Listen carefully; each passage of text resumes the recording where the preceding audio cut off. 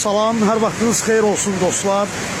Xəzər rayon Binə qəsəbəsi Laçın Mərasim evinin qarşısı, yəni icra nümayəndəliyi ilə bələdiyyədən cəmisi belə deyək ki 200-300 metr aralıda məsafə. Mən gözümə inanmadım. Elə bildim Kürd çayını bir də belə deyək ki Araz çayını bura bağlayıblar. Amma dostlar baxın, bir qarış belə səkilər yox, yol yox. Ancaq və ancaq burada görülür ki insanlar deyəndə ki, yəni adları çəkdiyim qurumlar, icra nümayəndəsi, bələdiyyə sədri obyekt satışından, torpaq satışından məşğuldur. Ancaq yolun qaydına qalan yoxdur. İnsanlara xidmət sıfır səviyyəsində.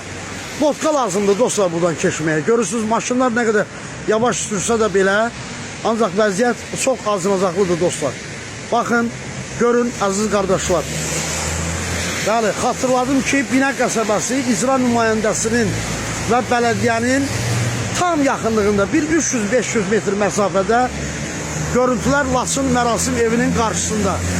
Baxın dostlar, görün, bax budur bizim nümayəndə və bələdiyyənin xidməti.